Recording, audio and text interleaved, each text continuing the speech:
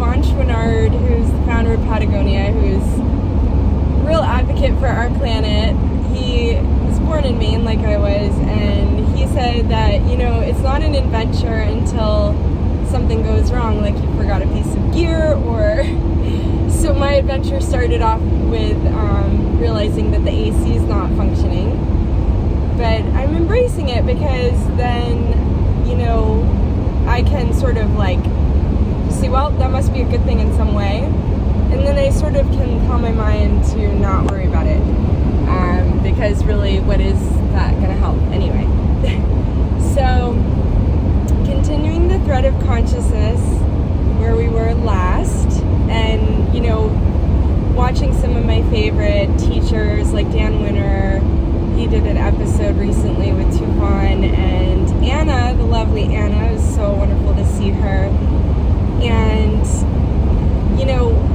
hearing them speak about it, it reminds me that what I'm describing to you all, it's really based on some extremely fundamental science, and to me, it's at a point now where it's just obvious and clear, but as they were speaking of the same things, the Planck pixel in the heart, I can't remember the exact words that they used, but it's essentially the same thing, and Anna was talking about how just staying there and going and just feeling the energy within that Planck sphere, that feels like home, and it feels so wonderful, and Dan mentioned that beyond, because, as I talk about these as the minimum and maximum, in the last episode, I was using those words as sort of with programming, in computer programming, you'll have, functions will have a minimum and maximum value, and so having, Planck length as the minimum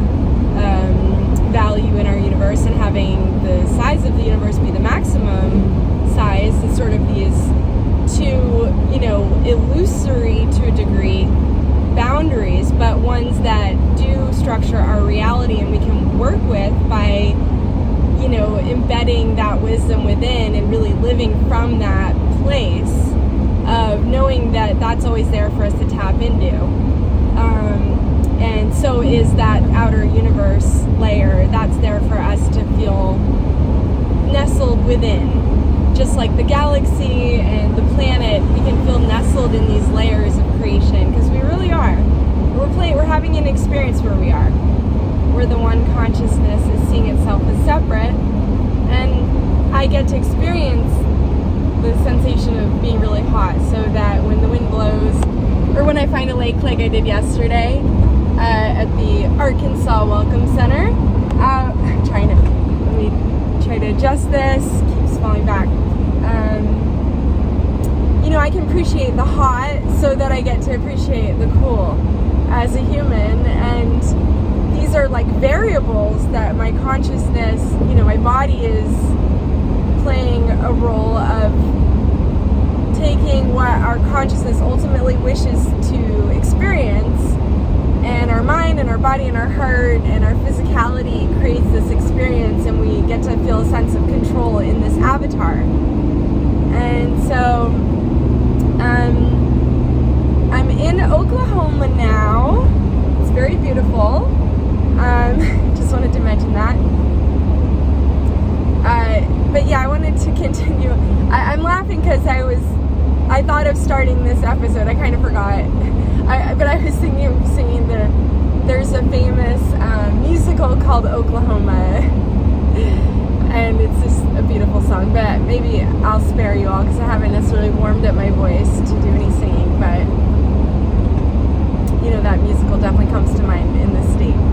So anyway, back to Planck being the minimum, the universe being the maximum, all these specific layers in between, like our planet and our solar system and our galaxy, and I'm sure there's clusters of galaxies that are meeting at certain, again, these layers of creation. We can see it just as all these infinite layers that go infinite in both directions, and I feel like the more I look at this and view it, and I've heard other people with this shared viewpoint, that it loops back around, and the natural progression of this visualization that I've been guiding us on the last couple of episodes, progressing from the minimum of Planck to the, all the way to the maximum of the universe, to me it naturally leads to this beautiful thought that everything is looping,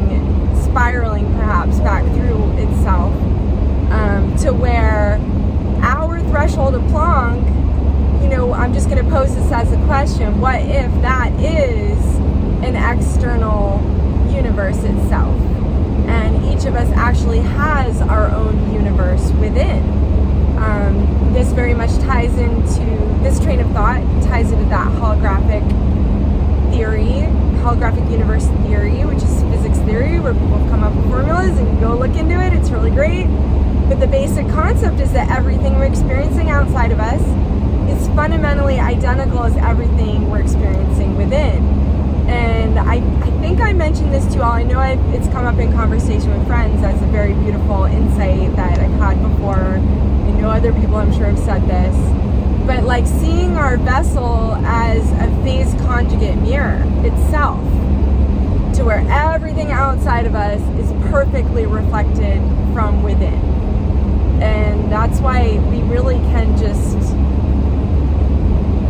have a strong awareness. We have the potential to be aware that everything we're experiencing and creating is something that we fundamentally are writing and choosing ourselves. And that can be a hard pill to swallow at times, but in those moments I do ask myself, why am I creating this? Why did I write this? I have those moments, absolutely. But the messages that I basically give myself or show myself, when I see the reasons why, and I see the fruits of going through that experience, of how it's helping mold me in ways that I know I need to learn and grow, I can then be grateful. Okay, good, I'm glad I created that situation for myself, even though it's been a challenged process, in certain ways that we need to learn and grow to move beyond those experiences. But if we can see them as a path towards growth and refinement of our consciousness, refinement of our soul on this soul path through experiences, whether as a human or a tree or a rock, or